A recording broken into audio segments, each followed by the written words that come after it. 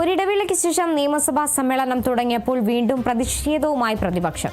ശബരിമലയിലെ സ്വർണ്ണക്കൊള്ള ഉയർത്തിയാണ് പ്രതിപക്ഷം പ്രതിഷേധമുയർത്തിയത്. വി ഡി സതീശൻ യാത്രയിലായതിനാൽ ഡെപ്യൂട്ടി ലീഡറായി കെ ബാബുവാണ് സംസാരിച്ചു തുടങ്ങിയത്. ആചാരലംഘനത്തിന് കൂട്ടുനിൽക്കാത്തതിനാലാണ് തന്ത്രി അറസ്റ്റ് ചെയ്തെന്ന് വാദിച്ച പ്രതിപക്ഷം സഭ ബഹിഷ്കരിക്കുകയായിരുന്നു. സഭയിൽ നിസ്സഹകരണം പ്രഖ്യാപിച്ച പ്രതിപക്ഷം നടുത്തളത്തിലിറങ്ങി മുദ്രാവാക്യം വിളിച്ചു. പ്രതിപക്ഷ ബഹളത്തെ തുടർന്ന് ബജറ്റ് പാസാക്കി സഭ നേരത്തെ പിരിഞ്ഞു.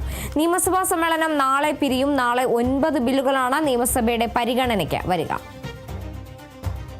രാഷ്ട്രീയത്തെ ഒരേ പ്രത്യയശാസ്ത്രത്തെ പ്രതിനിധാനം ചെയ്യുന്നു. ആ അപകടം മതനിരപേക്ഷ കേരളത്തിന് അങ്ങേയറ്റം അപകടകരമാണ് എന്ന് തിരിച്ചറിയാൻ തയ്യാറാകണം.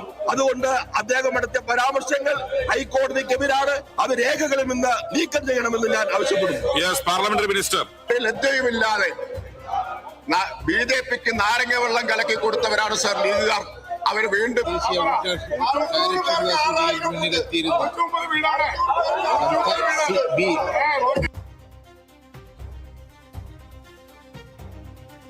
വിവരങ്ങളുമായി ഡി ബിനോയ് ചേരുന്നുണ്ട്. ബിനോയ്, എന്തായാലും ചോദ്യോത്തരവേള ആരംഭിച്ചപ്പോൾ മുതൽ തന്നെ ശബരിമല സ്വർണ്ണ കവർച്ചയുമായി ബന്ധപ്പെട്ട പ്രതിപക്ഷം നടുത്തളത്തിലിറങ്ങി പ്രതിഷേധിക്കുന്ന ഒരു സാഹചര്യമാണ് ഇന്ന് നിയമസഭയിൽ ഉണ്ടായത്.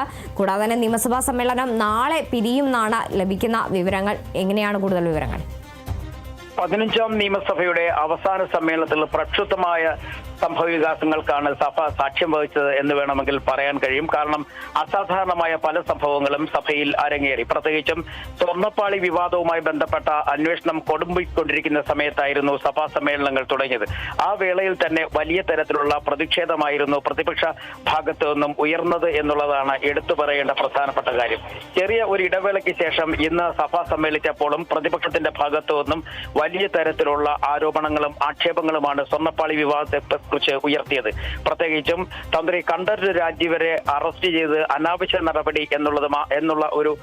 എന്നായിരുന്നു പ്രതിപക്ഷം പ്രധാനമായും ഉന്നയിച്ചത്. മാത്രവുമല്ല, ചില ആളുകളെ സംരക്ഷിക്കുന്നതിന്റെ ഭാഗമായിട്ട് നടത്തിയ നീക്കങ്ങൾ SIT ഇപ്പോഴും സർക്കാരിനൊപ്പം വേണ്ടി പണി ചെയ്യുന്ന തരത്തിലുള്ള ആരോപണങ്ങൾ ഉന്നയിച്ചു. പ്രതിപക്ഷ നേതാവിന്റെ അഭാവത്തിൽ സഭയുടെ ഉപനേതാവായിരുന്ന കെ ബാബുവാണ് ഇന്ന് പ്രതിപക്ഷ നേതാവിന്റെ റോളിൽ സഭയിൽ ഉണ്ടായിരുന്നു. അദ്ദേഹം വലിയ തരത്തിലുള്ള ആരോപണങ്ങളാണ് സർക്കാരിനെതിരെ ഉന്നയിച്ചത്. പ്രത്യേകിച്ചും തന്ത്രിയെ അറസ്റ്റ് ചെയ്ത നടപടി ശരിയായില്ല, ഒപ്പം തന്ത്രിക്ക് ജാമ്യം നൽകിയ വേളയിൽ കോടതി ഉന്നയിച്ച പരാമർശങ്ങളും അദ്ദേഹം പറയുകയുണ്ടായി. ഇതേ നാണയത്തിൽ തന്നെ പ്രതിപക്ഷത്തിന്റെ വാക്കുകൾക്ക് തിരിച്ചടിയായി ഭരണപക്ഷവും ഉയർന്നു. ഭരണപക്ഷത്ത് നിന്ന് മന്ത്രി MP രാജേഷും ഒപ്പം മന്ത്രി P രാജീവുമാണ് ആദ്യഘട്ടത്തിൽ പ്രതിപക്ഷത്തിന്റെ ആരോപണങ്ങൾക്ക് തടയിടാൻ എത്തിയത്. പ്രതിപക്ഷ ആരോപണങ്ങളെ പ്രധാനമായും കോൺഗ്രസ് പ്രധാനമായും BJPക്ക് വിടുപണി ചെയ്യുന്ന ഒരു നയമാണ് സ്വീകരിച്ചിരിക്കുന്നത്. തന്ത്രിയുടെ ഭാഗത്ത് നിന്ന് സംസാരിക്കുന്നത് എന്താണ്, അത് BJPയെ ഒരു നിലപാടാണ്.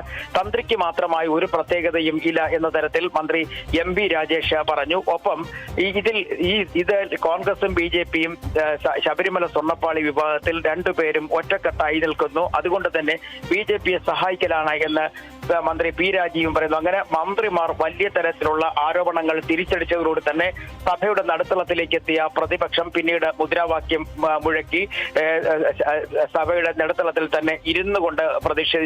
ആദ്യഘട്ടത്തിൽ പ്ലക്കാർഡുകൾ ഉയർത്തി സ്പീക്കറുടെ മുഖം മറയ്ക്കാൻ ശ്രമിച്ചെങ്കിൽ പിന്നീട് അത് സഭാതലത്തിലെ നടുത്തളത്തിൽ ഇരുന്ന് പ്രതിഷേധമായിരുന്നു. ആ പ്രതിഷേധം തുടരുന്നതിനിടയിലും ചോദ്യോത്തര വേളയിലേക്ക് പോകാൻ സ്പീക്കർ നിർദ്ദേശം നൽകുകയായിരുന്നു.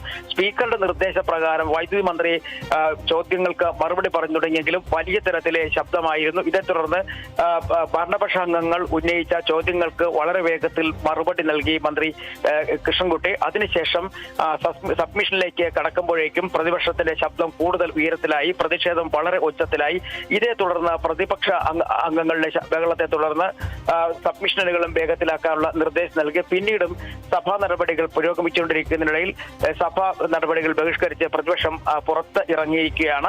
അതിനുശേഷം ഇപ്പോഴും നിയമസഭാ നടപടികൾ പുരോഗമിക്കുന്നു എന്ന് തന്നെ പറയാൻ കഴിയും. അതേസമയം മാർച്ച് അവസാനം വരെ വേണ്ട നിയമസഭാ സമ്മേളനങ്ങളാണ് നാളെ അവസാനിക്കും എന്നുള്ള വിവരങ്ങൾ നമുക്ക് ലഭിക്കുന്നത്. സഭാ നടപടികൾ ഗില്ലറ്റിൻ ചെയ്യാൻ ഭരണപ്രതിപക്ഷ ധാരണയായി എന്നുള്ള വിവരങ്ങളും ഇപ്പോൾ പുറത്തേക്ക് വരുന്നുണ്ട്. കാരണം ഈ നാളെ 9 ബില്ലുകൾ, ഇന്ന് വലിയ പ്രധാനപ്പെട്ട 2 ബില്ലുകളായിരുന്നു വരേണ്ടിയിരുന്നത്.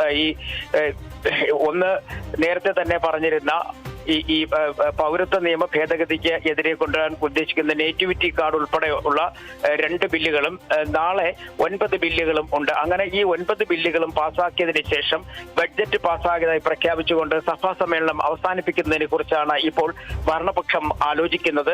എന്തായാലും നിയമസഭയിൽ കഴിഞ്ഞ കുറെ നാളുകളായി ഉണ്ടായിരുന്ന ശബ്ദാനുമയമായ അന്തരീക്ഷം തന്നെയായിരുന്നു ഇന്നും ഉണ്ടായതെന്ന് വേണമെങ്കിൽ നമുക്ക് പറയാൻ കഴിയും. കാരണം അത്രയ്ക്ക് വലിയ തരത്തിലുള്ള പ്രതിപക്ഷ പ്രതിഷേധം ഇന്നും സഭയിൽ കണ്ടു. പ്രത്യേകിച്ചും സ്വർണ്ണപ്പാളി വിവാദത്തിൽ തന്നെയായിരുന്നു പ്രതിഷേധം. സ്വർണ്ണപ്പാളി വിവാദത്തിലെ പ്രധാനപ്പെട്ട കുറ്റക്കാരെല്ലാം തന്നെ ജയിലിൽ നിന്ന് പുറത്തേക്ക് ഇറങ്ങുന്ന ഒരു സാഹചര്യം, ഈ സാഹചര്യത്തിൽ നിരപരാധിയായ തന്ത്രിയെ ജയിലിലടച്ച ഒരു സാഹചര്യം, ഇങ്ങനെ തുടങ്ങി വിവിധങ്ങളായ കാര്യങ്ങൾ ഉന്നയിച്ചുകൊണ്ടായിരുന്നു നിയമസഭയ്ക്ക് അകത്ത് പ്രതിപക്ഷത്തിന്റെ ബഹളവും ഒപ്പം തന്നെ മുദ്രാവാക്യം വിളിയും. അതേസമയം ഈ നേറ്റിവിറ്റി കാർഡ് ഉൾപ്പെടെയുള്ളവയുടെ അവതരിപ്പിക്കാൻ വേണ്ടി ഭരണപക്ഷം തയ്യാറെടുക്കുമ്പോൾ അതിനെ എതിർക്കുന്ന സമീപനം ആണ് ഇപ്പോൾ കോൺഗ്രസിന്റെ ഭാഗത്ത് നിന്ന് വരുന്നത്. ഇത് BJPയെ സഹായിക്കലാണ്. പ്രത്യേകിച്ചും പൗരത്വ നിയമ ഭേദഗതിയുമായി ബന്ധപ്പെട്ട് കേരളത്തിൽ വലിയ തരത്തിലുള്ള ആക്ഷേപങ്ങൾ ഉയർന്നു നിൽക്കുന്ന സമയത്ത് നേറ്റിവിറ്റി കാർഡ് പോലുള്ള ഒരു സംവിധാനം കൊണ്ടുവരിക അത് സംസ്ഥാനത്തുള്ളവർക്ക് വളരെയധികം പ്രയോജനപ്രദമായ കാര്യമാണ്. ആ ബില്ലിനെ പോലും എതിർക്കുന്ന ഒരു നിലപാട് സ്വീകരിക്കുന്നത് ശരിയല്ല എന്ന് ഭരണപക്ഷവും ആരോപിക്കുന്നു. അങ്ങനെ പ്രതിപക്ഷ അംഗങ്ങളുടെ ബഹളത്തിനിടയിലാണ് പ്രതിപക്ഷ അംഗങ്ങൾ സഭ ബഹിഷ്കരിച്ച് പുറത്തേക്ക് പോയത്. സാധാരണഗതിയിൽ ബഹളം വലിയ തരത്തിൽ ഉയരുമ്പോഴേക്കും സഭാ നടപടികൾ നിർത്തിവെക്കുന്ന പതിവുണ്ടായിരുന്നെങ്കിൽ ഇന്ന് അത്തരം പതിവിലേക്ക് പോയില്ല. പകരം പ്രതിപക്ഷം ബഹളം വെച്ച് പുറത്തേക്ക് പോവുകയായിരുന്നു. നാളെയും സഭാ നടപടികൾ ചേരുന്നുണ്ട്. വലിയ തരത്തിലുള്ള ആരോപണങ്ങളാണ് പ്രതിപക്ഷം ഭരണപക്ഷത്തിന് എതിരെ ഉന്നയിച്ചുകൊണ്ട് ഇരിക്കുന്നത്. സ്വർണ്ണപ്പാളിയിൽ തുടങ്ങുന്ന വിവാദങ്ങളാണെങ്കിൽ പോലും മറ്റ് ഭരണപരമായ പല കാര്യങ്ങളിലും ഇത്തരം വിവാദങ്ങൾ ഉന്നയിക്കുന്നു. ഇന്ന് അടിയന്തര പ്രമേയത്തെ നോട്ടീസ് നൽകാനോ ഇതുമായി ബന്ധപ്പെട്ട കാര്യങ്ങളിലേക്ക് ശ്രദ്ധ ക്ഷണിക്കാനോ പ്രതിപക്ഷം തയ്യാറായില്ല. തുടക്കം മുതൽ തന്നെ മുദ്രാവാക്യം വിളിച്ച് നടുത്തളത്തിലേക്ക് ഇറങ്ങുന്ന ഒരു കാഴ്ചയായിരുന്നു പ്രതിപക്ഷ നിരയിൽ നിന്നും ഉണ്ടായിരുന്നത്. നിലവിൽ ഇപ്പോൾ പ്രതിപക്ഷം സഭ വിട്ട് പുറത്ത് പോയി കഴിഞ്ഞിരിക്കുന്നു. ഭരണപക്ഷാംഗങ്ങൾ മാത്രമേ ഉള്ളൂ. ബില്ലിന്മേലുള്ള ചർച്ചകളും നടപടിക്രമങ്ങളുമായി സഭാ നടപടികൾ ഇപ്പോഴും പുരോഗമിച്ചു വരികയാണ്. ശരി, വ്യക്തമാണ്. ഡി ബിനോയാണ് വിവരങ്ങൾ നൽകിയത്.